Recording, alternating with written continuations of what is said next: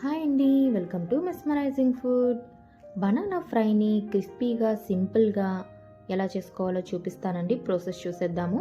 ముందుగా 3 బనానాస్ని తీసుకోండి. 3 బనానాస్ని పీల్ చేసుకోవాలండి. నైఫ్తో ఈ విధంగా ఘాటులాగా పెట్టుకుంటే ఈజీగా పీల్ చేసుకోవచ్చు. లేయర్ అనేది త్వరగా వచ్చేస్తుందండి. వీడియోలో చూపిస్తున్నట్టు ఈ విధంగా తీసుకోండి. ఇలా తీసుకున్న తర్వాత దీన్ని చక్కగా కట్ చేసుకోవాలండి. ఫైన్గా చాప్ చేసుకోండి. అన్నిటినీ ఈక్వల్ సైజ్ లాగా క్యూబ్స్ లాగా వస్తాయండి. ఈ విధంగా చేసుకోండి. ఇలా చేసుకున్న తర్వాత వీటిని సాల్ట్ వాటర్లో వేసుకోండి, లేదు అంటే కలర్ చేంజ్ అవుతాయండి. ఇప్పుడు 1 ఆనియన్ని, 2 పచ్చిమిర్చిని ఫైన్గా చాప్ చేసుకొని పెట్టుకోండి. కరివేపాకు తీసుకోండి.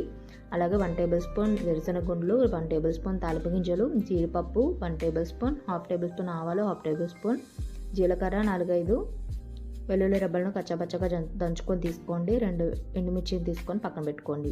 కడాయి తీసుకోండి. 3 టేబుల్ స్పూన్స్ ఆయిల్ వేసుకోండి. ఆయిల్ హీట్ అయిన తర్వాత ఈ టోటల్ తాలింపు మొత్తాన్ని యాడ్ చేసుకొని చక్కగా ఫ్రై చేసుకోవాలండి. మీడియం ఫ్లేమ్లో పెట్టుకోండి, లేదు అంటే మాడిపోతాయి. చక్కగా ఈ విధంగా గరిటతో కలుపుకుంటూ గోల్డెన్ కలర్ వచ్చే వరకు వీటిని ఫ్రై చేసుకోండి. కరివేపాకు కూడా యాడ్ చేసుకోండి. ఇవి మంచి కలర్ ఈ విధంగా వచ్చిన తర్వాత ఆనియన్స్ని యాడ్ చేసుకోండి. ఆనియన్స్ కొద్దిగా మెత్తబడాలండి. అలాగే గోల్డెన్ బ్రౌన్ కలర్ రావాలి, అప్పటి వరకు ఫ్రై చేసుకోవాలి. ఇవి కొద్దిగా వేగాక సాల్ట్ యాడ్ చేసుకోండి. మీ రుచికి తగ్గట్టుగా 1/2 టేబుల్ స్పూన్ పసుపు కూడా యాడ్ చేసుకోండి. సాల్ట్ పసుపు కలిసేలాగా గరిటతో కలుపుకుంటూ చక్కగా ఫ్రై చేసుకోండి. ఒక 2 మినిట్స్ తర్వాత ఈ బనానా క్యూబ్స్ని కూడా యాడ్ చేసుకొని చక్కగా గరిటతో కలుపుకుంటూ ఫ్రై చేసుకోండి. ఒక 3 నిమిషాలైనా ఈ క్యూబ్స్ని ఆయిల్లో ఫ్రై చేసుకుంటే క్రిస్పీగా బాగుంటాయండి. ఈ విధంగా వీడియోలో చూపిస్తున్నట్టు ఫ్రై చేసుకోండి. చూడండి, ఈ విధంగా చక్కగా మీడియం ఫ్లేమ్లో పెట్టుకుంటే అడుగంటకుండా ఉంటుందండి, మాడిపోవు.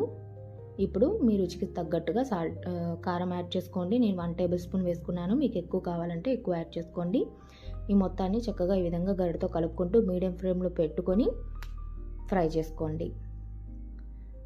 ఒక 4 నిమిషాల తర్వాత చూడండి, కట్ చేసుకుంటే చక్కగా విరిగిపోతున్నాయి, ఉడికిపోయాయండి, చక్కగా ఫ్రై అయ్యాయి. ఇప్పుడు 1/2 టేబుల్ స్పూన్ వరకు జీలకర్ర పొడిని యాడ్ చేసుకోండి. టేస్ట్ చాలా బాగుంటుంది. అలాగే 1 టేబుల్ స్పూన్ వరకు కొబ్బరి పొడిని యాడ్ చేసుకోండి. ఫ్లేవర్ చాలా బాగుంటుంది, టేస్ట్ చాలా బాగుంటుంది. సింపుల్గా, టేస్టీగా, డిఫరెంట్ స్టైల్లో ఈ బనానా ఫ్రైని ఈ విధంగా ఒకసారి చేయండి. ఎలా వచ్చిందో నాకు కామెంట్ రూపంలో చెప్పండి. చాలా బాగుంటుందండి. చారులోకైనా, వేడి అన్నంలోకైనా, పప్పు చారులోకైనా, రసంలోకైనా సరే సైడ్ డిష్గా చాలా బాగుంటుంది. అలాగే నా వీడియోస్ మీకు నచ్చినట్లయితే